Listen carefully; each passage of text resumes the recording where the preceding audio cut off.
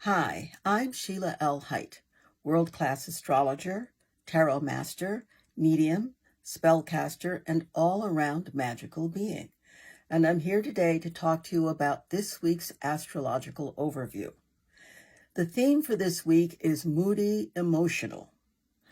The moon is going to be interacting with a lot of outer planets, and the moon is an emotional planet. And these outer planets can act as triggers. Outer planets, meaning society or something outside of ourselves, can act as triggers. So this week we really need to be careful. We really need to be careful how we go about our lives. We need to be aware of what we're thinking and how we're thinking. We need to be aware of if we're only thinking or if we're only feeling. And we need to have a good balance, a good mix of both. So let's start with Monday. Monday, a couple of things happen, a couple of important things. Mercury, the planet of communication. Mercury will be making a harmonious, beneficial trine aspect to the planet Pluto, the planet of intensity and the planet of transformation and deep passion. So you're going to have a great opportunity on Monday to have marvelous, deep thoughts, to come up with great solutions, and to really let go of, because Pluto rules transformation, to let go of a way of thinking or ways of thinking that don't serve you. So old memories that you no longer need to visit, and certainly old grudges and old resentments you don't need to hold on to. Very important. It's a great day for profound insights and deep intuition. The bigger news today is that, or Monday, which is today, is that the sun enters the sign of Virgo, which means that the sun is in its last few minutes of the sign of Leo and will very shortly be entering into good old practical, organizational, analytical Virgo. So this is a great time this entire month is a great time to make lists and then follow through. This is fabulous. Organize those closets. Go on that marvelous eating program you've been talking about. Make sure that you take care of yourself. It's great for self-care. It's great for actually taking inventory or stock of who you are and what you want and how close you are to getting it and what you need to do to close that gap so that you do get it. The Tuesday, the moody moon, will be opposition Pluto. Now then, the moon, your moods, your inner you. Opposition literally is that. There's the moon and there's Pluto, and they're opposition each other. An opposition is not necessarily a difficult thing. An opposition means that you really do have to extend yourself and your view of yourself and your world out to others and allow something from them to come to you, but only if it's respectful, only if it really speaks to you in a positive way. I didn't say only if it agrees with you. I said you've got to find, with an opposition, you have to find the center point for both of you. And usually that center point is the heart. So whatever is going on out there that might appear to rub you the wrong way, let's get to the heart of the matter before you react so that you'll be able to respond. So this is an especially sensitive time on Tuesday, and don't take anything personally. Remember, come to the heart of the matter, and you'll definitely not have anything to apologize for if you do that.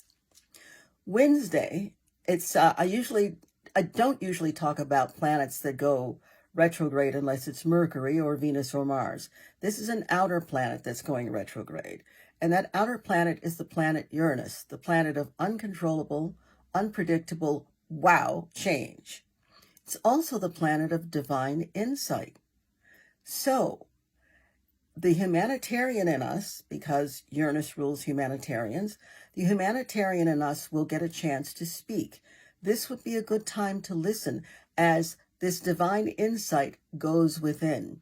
This is a great time to find out more about who you are, what makes you work, and what you need to be doing, giving, and receiving to make your life balanced and whole. A lot of opportunity for understanding things that you couldn't understand before. I think it's going to be a great aspect. Just be with it. It's going to take several months, 5 months. So this is something, just get into it. Let's not fight this. Let's not try and push rivers or swim against the tide. Thursday, I'm just going to give you advance warning. Time to start preparing for the upcoming Mercury retrograde, September 9th. So what does that mean? Mercury, which rules communication, will be going retrograde.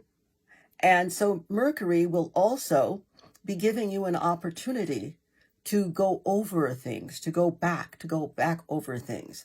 So with this preparation, make sure that you don't have to sign any important papers during the retrograde, which will be from,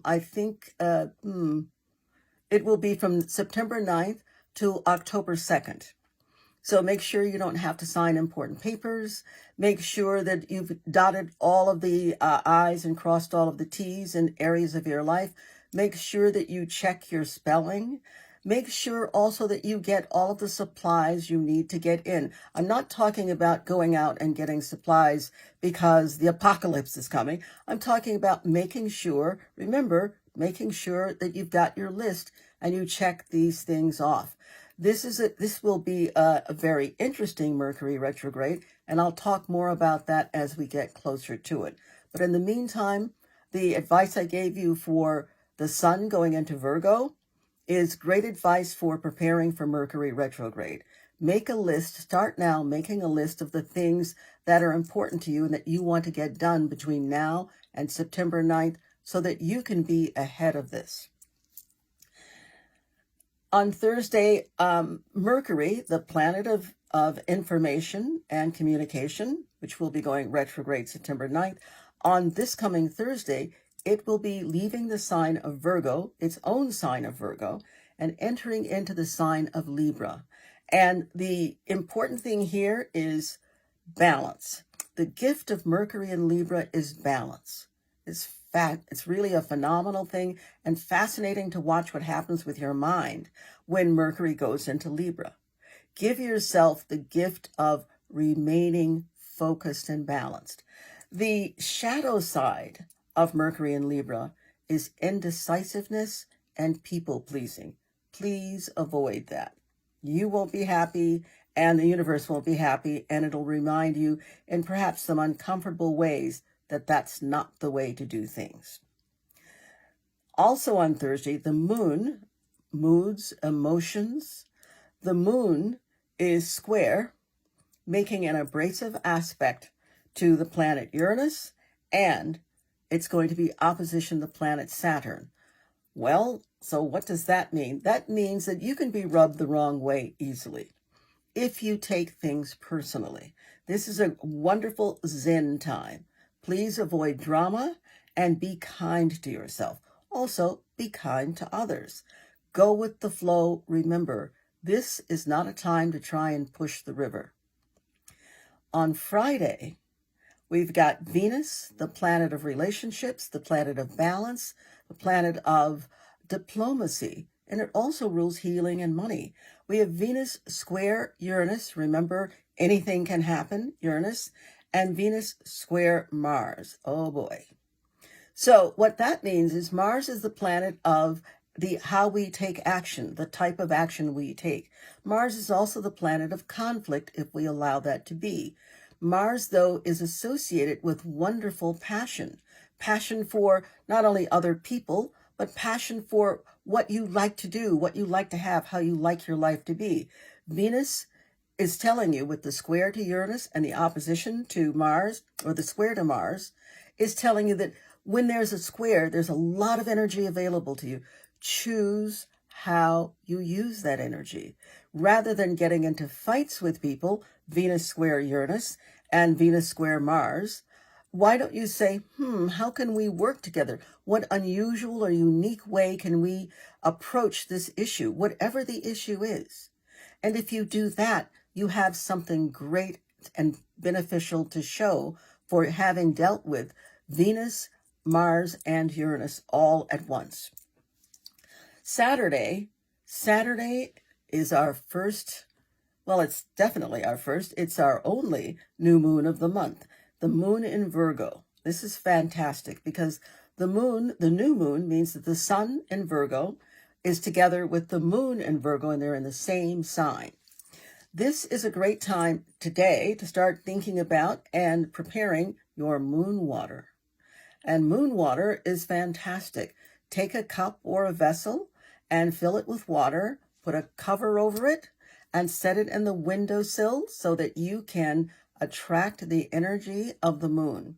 It's very powerful and empowering to drink this moon water. You can use it pour a little bit of it into your bath water, pour a little bit of it into your food when you're cooking. You can use this moon water in a lot of different ways. So I do recommend that you get this moon water, because since this is a time of self-care, we're now in the sun sign of Virgo, and we'll have a new Virgo moon, self-care, organization, and allowing yourself to have a space of balance and a kind of being gentle with yourself without having to dip over into extreme perfectionism. That's really a buzzkill, and being too critical. With this new moon, please don't be too critical. Be more balanced, and whatever you do, allow yourself to just float. It's way important.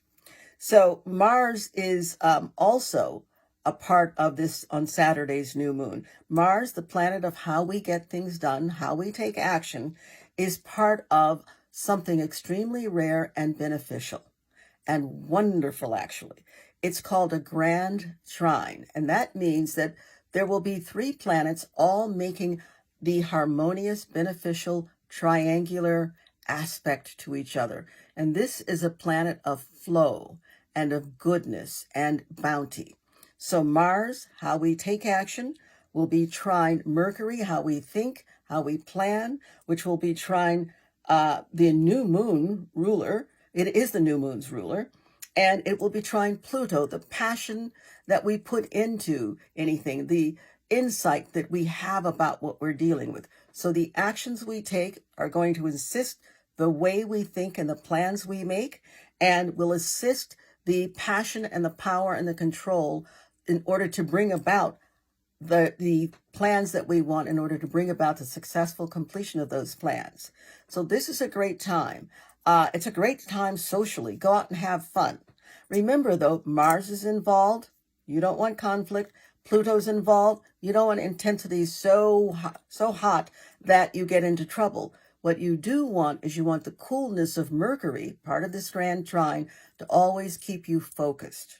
Have fun. And then on Sunday, we have Venus, the planet of relationships, of balance, of beauty, of the gift. We have Venus opposition Saturn. Now, generally, when Venus is anywhere near Saturn, people think, oh my God, it's going to be awful. It's going to be a chore. No, it's not. Venus is simply reminding you that there are certain things that need to be done in order. Remember, balance is very important. So Saturn is really great for responsibility, structure, and the rules. Venus says you can have a good time, but have you done your homework? Venus says things can go smoothly. Have you done the work that lays a great foundation and creates a positive structure? Venus and Saturn. If you have, there won't be a problem. If you haven't, of course there's going to be a problem. Saturn is not the buzzkill that people think Saturn is. Saturn is only a buzzkill if you haven't done your preliminary work and if you haven't built a solid foundation and created a great structure. So on that note, have a lot of fun. Remember, it's going to be moody and emotional. Don't get all caught up in that. And do good things for yourself, and do have a wonderful time and enjoy.